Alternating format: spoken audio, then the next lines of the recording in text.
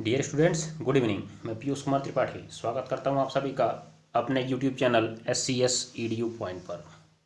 आज मैं आपके सामने पुनः बोर्ड एग्जाम कैप्सूल श्रृंखला का अगला पार्ट लेकर हाजिर हूं, जिसमें हम लोग केमिस्ट्री रसायन विज्ञान 2019 के अंतिम चरण के प्रश्नों को हल करने वाले हैं।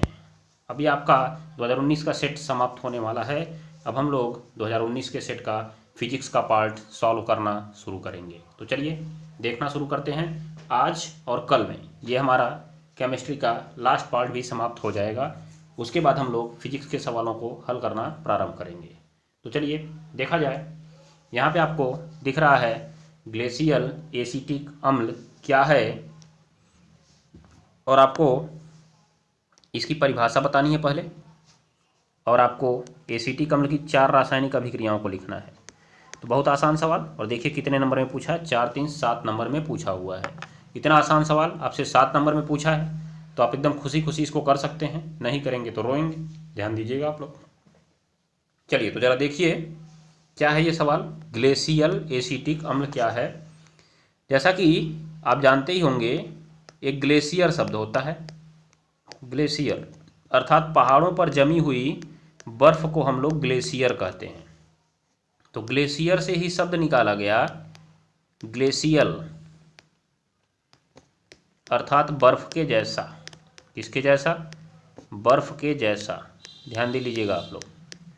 तो ये जो ग्लेशियल एसिटिक अम्ल है, इसका मतलब ये बर्फ़ के जैसा एसिटिक अम्ल है। ध्यान से सुनिए, फिर क्या लिखना मैं आपको बताता हूँ। पहले आप सुनते जाइए और क्लास छोड़कर भागिए मत, क्योंकि अगर क्लास छोड़ के भागेंगे तो आपको बीच में कुछ समझ में नहीं आएगा। याद रखिए, पेशेंस रखिए। अगर आप 90+ का सपना देख रहे हैं, 95+ का सपना देख रहे हैं, तो आप इसके साथ बने रहिए, लगातार बने रहिए। याद रखिएगा। चलिए तो देखिए यहाँ पे लिखा हुआ है ग्लेशियल एसिटिक अम्ल क्या है। तो मैं आपको बता दूं कि ग्लेशियल एसिटिक अम्ल एक प्रकार से बर्फ़ के जैसा, मतलब ये ठोस है। और जो हमारा एसिटिक अम्ल है वो तो होता है द्रव रूप में। किस रूप में होता है? द्रव रूप में। इसका मतलब इस द्रव को हमें ठोस में बदलना है। तो सीधी सी बात आप समझ लीजिए, आपको ठंडा करना पड़ेगा। तो आप बोलेंगे इसको, लिखिए फॉर्मूला, लिखिए इसका मतलब परिभाषा लिखिए। बोले, लिखिए। जब निर्जल एसिटिक अम्ल को ठंडा किया जाता है, जब निर्जल एसिटिक अम्ल को ठंडा किया जाता है तो 16 से 16.5 डिग्री सेल्सियस। ध्यान दीजिएगा, कहीं कहीं पे 16 देता है, कहीं कहीं पे 16.5 देता है। तो आप दोनों उसमें लिख दीजिएगा, नहीं तो कोई एक भी लिखेंगे तो भी कोई बात नहीं है। 16 से 16.5 डिग्री सेल्सियस पर एक बर्फ़ के जैसा चमकदार ठोस प्राप्त होता है। एक बर्फ़ के जैसा चमकदार ठोस प्राप्त होता है, जिसे हम कहते हैं ग्लेशियल एसिटिक अम्ल। तो आगे लिख लीजिएगा परिभाषा में, जिसे ग्लेशियल एसिटिक अम्ल कहते हैं, जिसे ग्लेशियल एसिटिक अम्ल कहते हैं। हो जाएगा ना? ये बात को आप ध्यान में रखेंगे। चलिए, तो ये आपकी हो गई ग्लेशियल एसिटिक अम्ल की परिभाषा। इसमें ये तापमान लिखना बहुत ज़रूरी है। अगर आप तापमान नहीं लिखेंगे तो अधूरा आंसर माना जाएगा। अब आके लिखिएगा, चूँकि ग्लेशियर का अर्थ बर्फ होता है, चूँकि ग्लेशियर का अर्थ बर्फ होता है, अतः इसके बर्फ के जैसा चमकदार होने के कारण, अतः इसके बर्फ के जैसा चमकदार होने के कारण इसे ग्लेशियल एसिटिक अम्ल कहते हैं। ग्लेशियल एसिटिक अम्ल कहते हैं। हो जाएगा ना? ये बात को ध्यान में रखिएगा। चलिए, अब उसके बाद आपसे पूछ रहा है एसिटिक अम्ल के 4 रासायनिक गुण। एसिटिक अम्ल के 4 रासायनिक गुण। चलिए, तो मैंने तो आपको पहले भी बता रखा है कि ये एक अम्ल है। क्या है? अम्ल है। इसका मतलब इसके सारे गुण अम्ल की तरह होंगे। पहला नंबर गुण देखिए, यहाँ से हो जाएगा, अम्ल है तो क्षार से क्रिया करेगा और लवण प्लस जल बनाएगा। क्या बनाएगा? लवण प्लस जल। चलिए देखिए, पहले मैं आपको पैटर्न समझा देता हूँ, कितना खूबसूरत तरीके से आप इसके 4 रासायनिक गुण लिख सकते हैं। ध्यान दीजिएगा। तो अम्ल है तो क्षार से क्रिया करेगा, लवण प्लस जल बनाएगा। दूसरा देखिएगा, दूसरा नंबर देखिएगा। दूसरा नंबर, चूंकि अम्ल है इसलिए प्रबल धातुओं से क्रिया करेगा। किससे क्रिया करेगा? प्रबल धातु से क्रिया करेगा। और कौन सी गैस मुक्त करेगा? H2 गैस मुक्त करेगा तथा अपना लवण बना लेगा। क्या बना लेगा? लवण बना लेगा। ठीक है। तीसरा देख लीजिए, तीसरा रिएक्शन है कि यह अम्ल है, इसलिए कार्बोनेट से क्रिया करेगा, उसके बाद CO2 और H2O मुक्त करेगा तथा अपना लवण बना लेगा। हो गए आपके 3 रिएक्शन। चौथा रिएक्शन आप इसका लिख दीजिएगा एस्टरीकरण। क्या? एस्टरीकरण हो जाएगा। तो देखिए कितना आसान तरीके से आप ये 4 रिएक्शन लिख सकते हैं, लेकिन बात यह है कि रासायनिक अभिक्रिया लिखनी है ना इसकी। तो चलिए फटाफट इसमें हम लोग एग्जाम्पल लगाना शुरू कर देते हैं। देखिए आप लोग, आपको पहला एग्जाम्पल यहाँ पे दिख रहा होगा। पहला एग्जाम्पल आपको दिखेगा, अम्ल है। कौन सा अम्ल है? एसीटिक अम्ल है। सूत्र बताइए, CH3COOH। ठीक है। इसका जो ये वाला H है यही बाहर निकलेगा, याद करिएगा। और उसके बाद इसकी क्षार से क्रिया कराएंगे तो NaOH से क्रिया करा लीजिए। लवण प्लस जल बनना है। जल का मतलब होता है, हम लोगों ने पढ़ा है कि HOH लिखते हैं। याद रखिएगा, जल का सूत्र होता है H2O, जिसे हम लोग लिखते हैं HOH। ये भी ध्यान दे लीजिएगा। चलिए उसके बाद देखिए आप लोग, जो H था और यहाँ का OH था ये निकल गया, तो बचा आपका CH3COO Na। कैसे? जरा देखिए यहाँ पे आप, यहाँ से H निकल के भाग गया, यहाँ से OH निकल के भाग गया, तो उधर का आपका बचा CH3COO और उसके साथ कौन चला आया? Na। देखिए पहला रिएक्शन कितना आसान तरीके से तैयार हो गया। अगर आपने थोड़ा सा दिमाग लगाया, आसानी से इसका रिएक्शन लिख सकते हैं। और इंपॉर्टेंट है, देखिए 7 नंबर में पेपर में पूछा गया है, याद रखिएगा। अभी मैं आपको दिखाऊंगा 2019 के सारे सेट हैं और इसी से मिलते जुलते सारे सवाल हैं, ध्यान दीजिएगा आप लोग। बस 1-2 सवाल पकड़िए, बाकी के सवाल सारे आपके आसानी से होते चले जाएंगे। चलिए आगे जरा देखिए, तो दूसरा वाला देखिए। दूसरा वाला कहा गया अम्ल प्लस धातु, मतलब ये एसिटिक अम्ल है, अर्थात सूत्र है CH3COOH। अब ये प्रबल धातु से क्रिया करेगा, तो जैसे सोडियम से ही क्रिया करा दीजिए, सोडियम प्रबल धातु है, सोडियम से क्रिया करेगा तो कौन सी गैस मुक्त करेगा? H2 गैस, क्योंकि आपने सक्रियता श्रेणी में इसको पढ़ रखा है। ये कहाँ से मिलेगा आपको? ये मिलेगा आपको सक्रियता श्रेणी से मिलेगा। आपने सक्रियता श्रेणी में पढ़ा है कि सक्रियता श्रेणी में हाइड्रोजन से ऊपर स्थित धातुएं तनु अम्लों से क्रिया करके हाइड्रोजन विस्थापित करती हैं। तो ये एक दुर्बल अम्ल है, इसीलिए हम इसके साथ ली जाने वाली धातु को प्रबल रखेंगे। क्या रखेंगे? प्रबल धातु रखेंगे। ये सोडियम है और प्रबल है, याद रखिएगा। अब चूंकि अम्ल है, इसने अपना हाइड्रोजन त्याग दिया, यही हाइड्रोजन गया इसका, याद रखिएगा। तो उसने H2 बना लिया, लेकिन बात ये उठी कि उसने H2 बनाया है तो यहाँ पे 2 करना पड़ेगा ना, ध्यान दीजिएगा। तो इसीलिए यहाँ भी 2 कर देंगे। अब बचेगा क्या आपका? देख लीजिए बचेगा क्या। यहाँ से बचा CH3COO, वो जुड़ जाएगा किससे? Na से। तो रिएक्शन में लिख लीजिएगा CH3COO Na। अब चूंकि वहाँ पे आपने 2 किया हुआ था, ये O कर लीजिए O, और चूंकि वहाँ पे आपने 2 किया हुआ था तो यहाँ 2 कर लीजिए। बस ये आपका हो गया रिएक्शन तैयार। ध्यान दीजिए कितना आसान हुआ। थोड़ा सा दिमाग लगाइए, जो आपने पीछे पढ़ा है उसी से रिएक्शन बनेंगे। ये देखिए अम्ल प्लस कार्बोनेट, ये तो मैं आपको कल की क्लास में ही बता चुका हूँ। ये सवाल ध्यान दीजिएगा, ये सवाल मैं आपको कल की क्लास में ही बता चुका हूँ। क्या है? अम्ल है। कौन सा अम्ल है? एसिटिक अम्ल है, CH3COOH, प्लस इसकी क्रिया हो रही है सोडियम कार्बोनेट से, धावन सोडा जिसे आप बोलते हैं। तो जैसे ही सोडियम कार्बोनेट से क्रिया करेंगे आप, तुरंत ही जान लीजिए कार्बोनेट कहीं भी क्रिया करता है तो इसको रट लीजिए, CO2 प्लस क्या बनेगा? H2O बनना तय है। उसके बाद आपका बचा क्या क्या, जरा देखिए। तो यहाँ से H निकल गया और यहाँ से CO3 निकल गया, क्योंकि उसने CO2 बनाया और HO मिल के H2O बना लिए। यहाँ का सोडियम बचा, यहाँ का CH3COO बचा, फिर वही कहानी, दोनों जुड़ जाएंगे, CH3COO Na। दिखाई दे रहा है?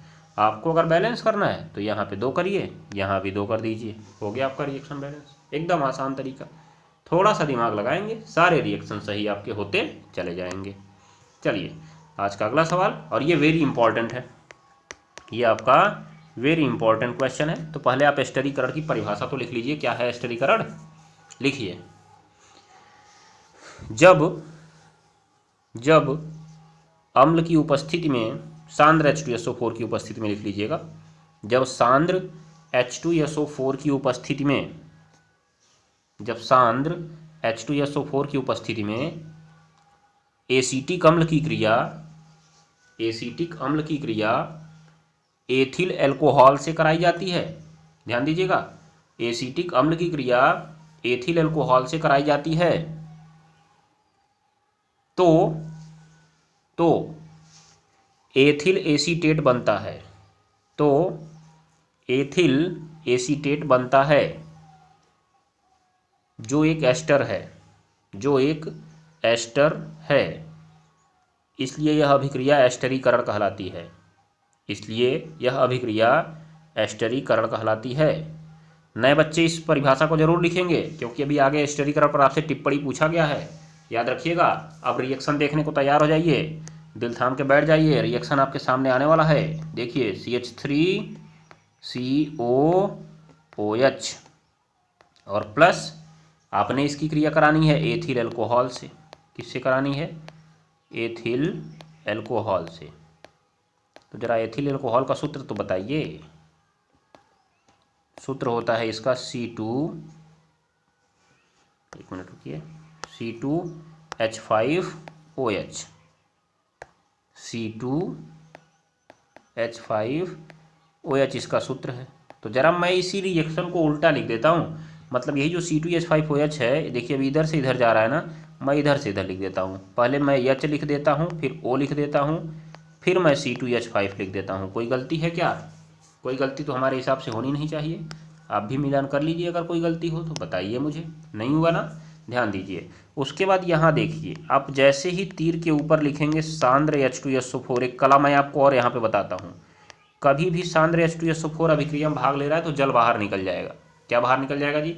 जल बाहर निकल जाएगा, याद रख लीजिएगा आप लोग। तो एक जगह से आपका H चला जाएगा और एक जगह से OH चला जाएगा, ये निकल गया बाहर, जो आपका जल के रूप में निकल गया बाहर। बचा क्या? ये देखिए, इधर बचा CH3COO और इधर साइड में क्या बचा था? C2H5। देखिए ये बचा आपका CH3CO, इधर साइड में बचा C2H5। ये डिब्बा जो मैंने बनाया ना, इसको जरूर बनाइए, क्योंकि इससे एग्जाम्पल आसानी से समझ में आ जाते हैं। देखिए इसी का नाम है एथिल। कैसे पड़ा एथिल? देखिए ये हिस्सा आपका एथिल का है, इसलिए एथिल हो गया। और उसके बाद ये जो दूसरा हिस्सा है आपका, देखिए दूसरा हिस्सा ये यहाँ से लेके यहाँ तक एसीटेट का है। आप एसीटेट आयन जानते हैं, इसलिए जब दोनों मिले तो नाम पड़ गया एथिल एसीटेट, हो जाएगा ना, जो कि एक एस्टर है। इसीलिए इस अभिक्रिया को कहा जाता है एस्टरीकरण। क्या कहा जाता है? एस्टरीकरण कहा जाता है इस अभिक्रिया को। देखिए कितना आसान रिएक्शन है, अगर आप थोड़ा सा दिमाग लगाएंगे तो आसानी से ये सवाल आपके हल होते चले जाएंगे। चलिए आज के अगले क्वेश्चन पर चलते हैं हम लोग, जो कि है साबुनीकरण पर टिप्पणी लिखिए। साबुनीकरण पर टिप्पणी लिखिए। सजाती श्रेणी तो मैं आपको पिछले क्लास में बता चुका हूँ, आज हम करेंगे साबुनीकरण। सजाती श्रेणी एक बार आप जाके होमवर्क में भी करिएगा। तो साबुनीकरण देखिए क्या है साबुनीकरण। तो लिखिए आप लोग, यह साबुन बनाने की प्रक्रिया है। मैं बोल रहा हूँ लिखिए, केवल मैं रिएक्शन यहाँ पे लिखूंगा। यह साबुन बनाने की प्रक्रिया है जिसमें वसा को सोडियम हाइड्रोक्साइड के जलीय विलयन के साथ गर्म करते हैं जिससे साबुन बनता है और सह उत्पाद ग्लिसरॉल बनता है। यह प्रक्रिया ही साबुनीकरण कहलाती है। चलिए हो गया। तो आप जरा इसको लिख लीजिए, वसा प्लस सोडियम हाइड्रोक्साइड,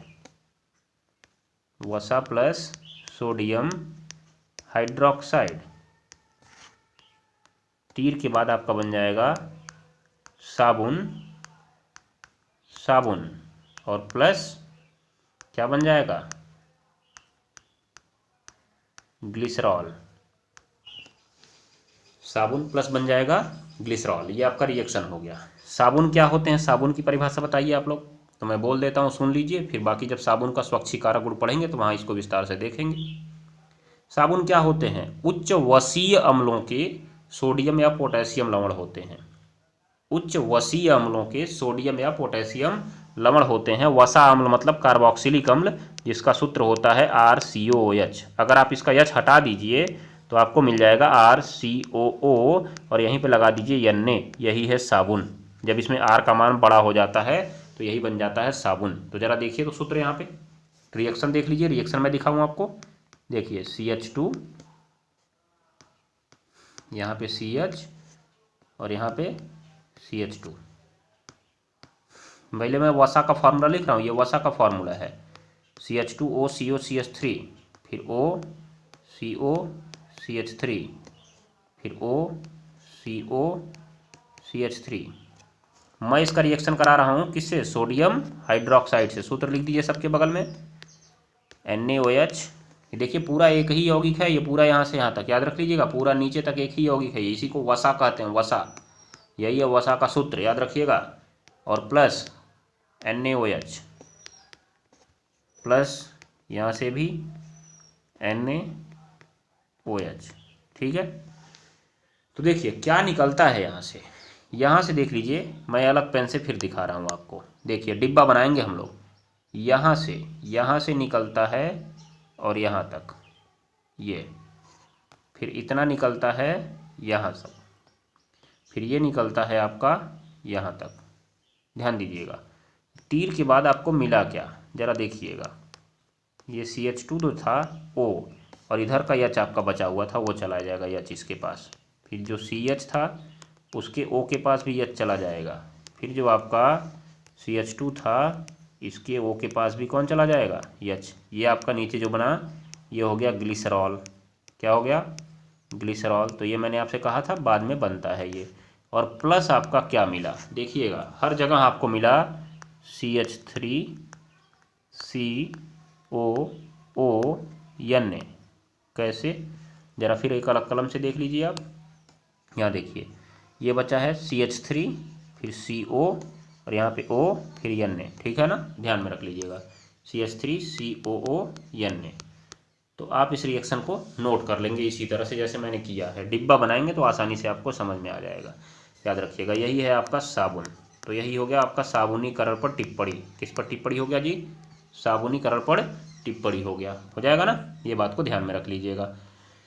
अब चलिए ज़रा अगले सवाल पे चलते हैं। अगला सवाल देखिए, यही आ गया फिर से। एथेनोइक अम्ल की एस्टरीकरण की क्रिया को रासायनिक समीकरण को लिखिए और इसकी NaOH और NaHCO3 से क्रिया बताइए। तो चलिए फटाक से देख लीजिए, पीछे मैं आपको लेके चलता हूँ। आप चलिए, अभी आपने देखा एस्टरीकरण, यही है एस्टरीकरण, तो आप इसको लिख दीजिएगा। प्रक्रिया का रासायनिक समीकरण लिखना है तो यही लिख देंगे रिएक्शन आप लोग। फिर कहा इसकी Na2CO3 से क्रिया कराइए। देख लीजिए यहाँ Na2CO3 से क्रिया करा दी गई है, तो आप दूसरा आंसर इसको लिख देंगे। तीसरा आपसे कहा कि इसकी NaHCO3 से क्रिया कराइए। तो मैंने तो आपको ये भी बताया था कि चाहे आप कार्बोनेट ले लीजिए चाहे आप बाइकार्बोनेट ले लीजिए, उत्पाद में कोई फ़र्क नहीं पड़ता है। मतलब जब यहाँ पे रिएक्शन आप NaHCO3 से कराते हैं, NaHCO3 लेकर कराते हैं, तो भी बाद में बनने वाले उत्पाद में फ़र्क नहीं पड़ता है, वही रहता है CH3COO और प्लस निकलने वाली गैस CO2 और प्लस में क्या बनता है? H2O। देखिए आप ध्यान दीजिएगा, इस रिएक्शन में और इस रिएक्शन में रत्ती भर का फ़र्क नहीं होता है।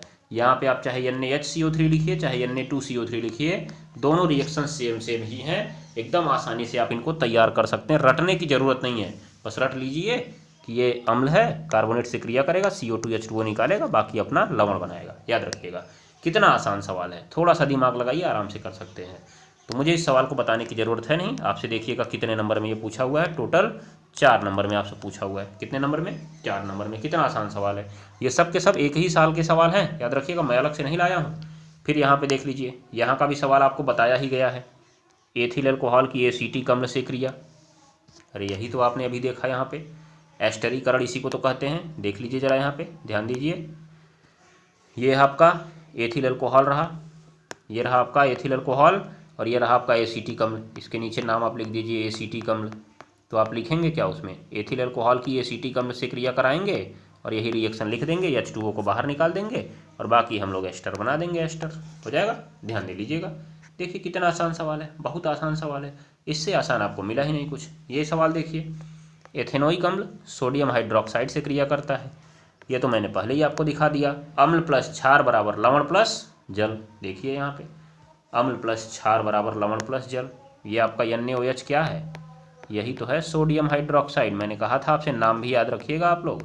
एसीटिक अम्ल की किससे क्रिया हो रही है, सोडियम हाइड्रोक्साइड से क्रिया हो रही है, याद रख लीजिएगा। तो बनने वाला जो पदार्थ है वो क्या है, सोडियम एसीटेट। जरूर रिएक्शन के नीचे नाम लिखा करिए, फायदे में रहेंगे आप लोग, सोडियम एसीटेट, क्योंकि हिंदी रिएक्शन पूछा तो आराम से तैयार हो जाएगा। चलिए उसके बाद देखिए यहाँ पे लिखा हुआ है, एथेनॉल को सल्फ्यूरिक अम्ल के साथ गर्म किया जाता है। Ethanol C2H5OH। तो मैंने आपसे कहा था जब आप इसको H2SO4 के साथ गर्म करते हैं तो 3 प्रकार से इसका रिएक्शन होता है। पहला, जब 100 डिग्री सेल्सियस पर आप रहते हैं, 100 डिग्री सेल्सियस पर, तो देखिए इसका एक H और यहाँ से एक OH बाहर निकल जाता है, तो क्या बनता है, C2H5OHSO। एक मिनट, थोड़ा सा हम लोग उल्टा कर रहे हैं, थोड़ा समझिए इसको बात को। देखिए 100 डिग्री सेल्सियस जैसे ही गर्म होता है, यहाँ का एक OH और इसका एक H लेके भाग जाता है। डिब्बा बनाएंगे जरूर समझेंगे आप लोग। उसके बाद C2H5 और एक ही H लेके भागा था, एक ही H, तो एक H यहाँ पे आपका पड़ा रहेगा, तो बन जाता है HSO4, जिसका नाम होता है ethyl hydrogen sulphate. Ethyl hydrogen sulphate. परंतु जब यही अभिक्रिया हम लोग 140 डिग्री सेल्सियस पर कराते हैं, ध्यान दीजिएगा, यही अभिक्रिया हम लोग 140 डिग्री सेल्सियस पर कराते हैं, तो अल्कोहल के 2 अणु इसमें भाग ले लेते हैं, जिसको मैंने एक सीधा लिखा है और एक उल्टा लिखा है। और जो आपका H2SO4 अभिकारक दिख रहा था वो बन जाता है उत्प्रेरक। क्या बन जाता है, उत्प्रेरक। याद रखिएगा कितने डिग्री पर, 140 डिग्री पर। ताप दिया तो बहुत अच्छी बात होगी, कोई एक ही लिखना होगा। अब देखिए एक का OH और एक का H निकल जाता है बाहर, तो तीर के बाद आपका बन जाता है C2H5, उसके बाद बीच में लिखा है O और इधर बचा है C2H5। इसका नाम है die ethyl ether, die ethyl ether. ध्यान में रख लीजिएगा, ये बन गया आपका दूसरा रिएक्शन।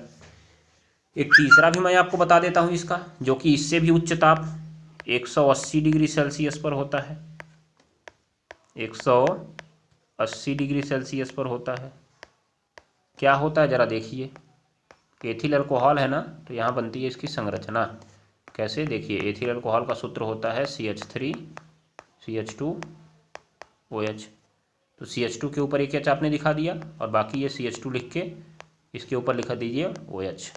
अब जैसे ही ये गर्म करेंगे 180 डिग्री सेल्सियस पर, तुरंत ही देखिए यहाँ पे क्या हो जाता है, एक का H और एक का OH मिलके H2O बाहर निकल जाते हैं। अब देखिए दोनों कार्बन का एक एक बॉन्ड हो गया कम। क्यों जी, क्योंकि देखिए इसका भी भाग गया, इसका भी भाग गया, तो दोनों का एक एक बंध कम हो गया, दोनों ने आपस में बंध बना लिया, बन गया एथिलीन। तो आशा करता हूँ ये रिएक्शन आपको समझ में आ गया होगा। जो पहली बार देख रहे होंगे वो पहले रटने का प्रयास करेंगे और जो बार बार देखेंगे वो इसे समझने का प्रयास करेंगे। ठीक है, जब 100 पर आपने गर्म किया, यहाँ पर मैं थोड़ी सी चेंजिंग कर देता हूँ जिससे आपको और आसानी से समझ में आ जाए। देखिए आप लोग क्या होगा, आप H2SO4 को ऐसे लिख दीजिए, HSO4। अब यहाँ से एक H निकल जाएगा बाहर, तो एक HSO4 आपका इसके साथ जाके जुड़ जाएगा, जैसा यहाँ पे दिख रहा है, और आराम से समझ में आ गया। और इसमें एथिल अल्कोहल के 2 अणु भाग ले रहे हैं। कितने अणु भाग ले रहे हैं, 2 अणु भाग ले रहे हैं नीचे वाले रिएक्शन में। देखिए दोनों वही हैं, और एक से OH निकल गया, एक से H निकल गया, H2O, और बाकी आपका ये बन गया C2H5O C2H5। ध्यान दीजिएगा कितना आसान रिएक्शन है। तो आशा करता हूँ कि आपको ये सब चीज़ें समझ में आ गई होंगी। अब हम मिलते हैं कल की क्लास में, तब तक के लिए नमस्कार, टाटा, गुड बाय। पढ़ते रहिए, पढ़ाते रहिए, हंसते रहिए और हंसाते रहिए। चलिए।